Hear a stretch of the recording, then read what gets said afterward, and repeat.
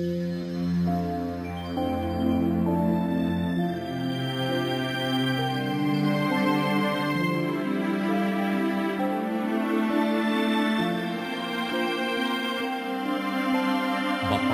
ang bumabasa at ang nangakikinig ng mga salita ng hula at tumutupad ng mga bagay na nangasusulat doon, sapagkat ang panahoy malapit na.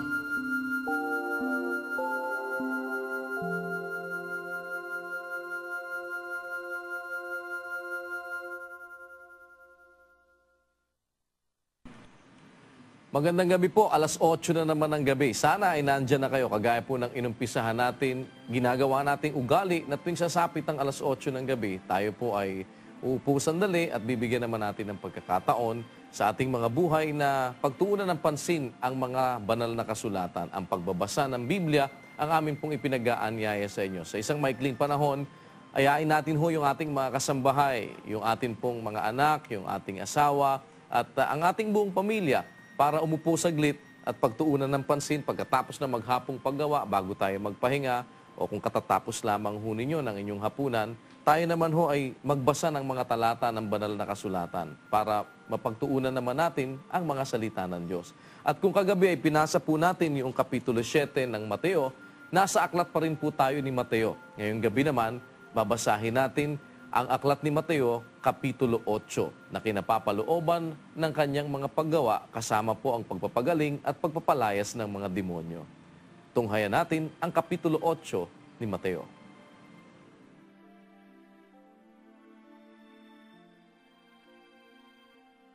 At nang siya'y bumaba mula sa bundok, ay sinundan siya ng lubhang maraming tao. At narito, lumapit sa kanya ang isang ketongin, at siya'y sinamba na nagsasabi, Panginoon, kung ibig mo ay maaaring malinis mo ako. At iniunat niya ang kanyang kamay, at siya'y hinipo na nagsasabi, Ibig ko, luminis ka. At pagdakay nalinis ang kanyang ketong.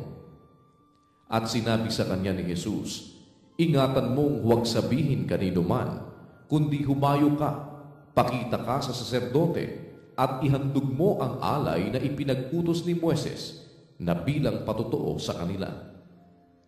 At pagpasok niya sa Capernaum, ay lumapit sa kanya ang isang senturyon na sa kanya'y namanhik at nagsasabi, Panginoon, ang aking alila ay nararatay sa bahay, lumpo at lubhang nahihirapan. At sinabi niya sa kanya, Paroroon ako, at siya'y aking pagagalingin.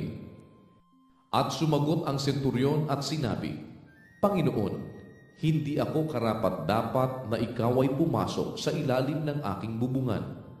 Datapwat sabihin mo lamang ang salita at gagaling ang aking alila. Sapagkat ako rin naman ay taong nasa ilalim ng kapamahalaan na may nasasakupan akong mga kawal.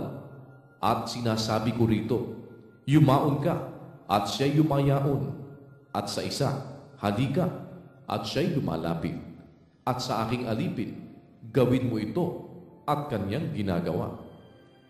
At nang marinig ito ni Jesus, ay nagtaka siya, at sinabi sa nagsisisunod, Katotohanang sinasabi ko sa inyo, na kahit sa Israel man, ay hindi ako nakasumpong ng ganitong kalaking pananampalataya. At sinabi ko sa inyo na marami ang magsisipang galing sa silanganan at sa kalunuran at magsisiupong kasama ni Abraham at ni Isaac at ni Jacob sa kaharian ng langit. Datapwat ang mga anak ng kaharian ay pawang itatapon sa kadiliman sa labas. Diyan na nga ang pagtangis at pagngangalit ng mga ngipin. At sinabi ni Jesus sa senturyon, Humayo ka ng iyong lakad, at ayon sa iyong pagsampalataya, ay gayon ang sa iyo'y mangyari. At gumaling ang kanyang alila sa oras ding yaon. At nang pumasok si Jesus sa bahay ni Pedro, ay nakita niya ang biyanang babae nito na nararatay dahil sa lagnat. At hinipo ang kanyang kamay, at inibsan siya ng lagnat. at siya'y nagbangon at naglingkod sa kanya. At nang kinahapunan ay dinala nila sa kanya ang maraming inaalihan ng demonyo at pinalayas niya sa isang salita ang masasamang espiritu at pinagaling ang lahat ng mga may sakit. Upang matupad ang sinabi sa pamamagitan ng propeta Isaias na nagsasabi, siya rin ang kumuha ng ating mga sakit at nagdala ng ating mga karamdaman. Nang makita nga ni Jesus ang lubhang maraming tao sa palibot niya, ay ipinag-utos niyang tumawid sa kabilang ibayo. At lumapit ang isang eskriba at sa kanya'y nagsabi, Guro, susunod ako sa iyo saan ka man pumaroon. At sinabi sa kanya ni Jesus, may mga lungga ang mga zora at may mga pugad ang mga ibon sa langit. Datapwat ang anak ng tao ay walang kahiligan ang kanyang ulo.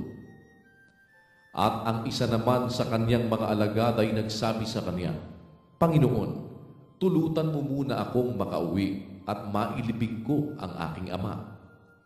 Datapwat sinabi sa kanya ni Jesus, sumunod ka sa akin at pabayaan mong ilibing ng mga patay ang kanilang sariling mga patay.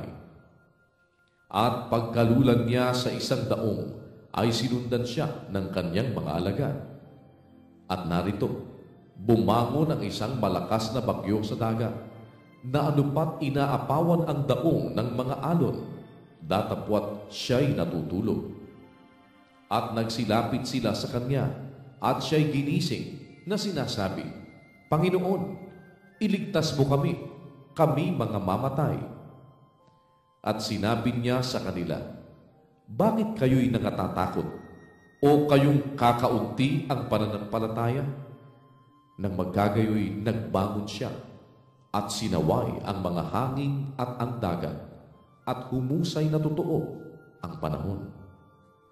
At ang mga tao ay nangagtaka na sinasabi, anong tao ito na maging ang mga hangin at ang mga dagat ay nagsisitalima sa kanya?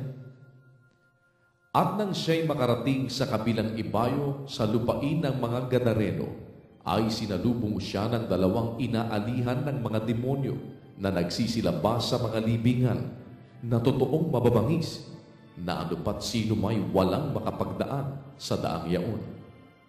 At narito, sila'y nagsisigaw na nagsasabi, anong aming ipakikialam sa iyo, ikaw na anak ng Diyos?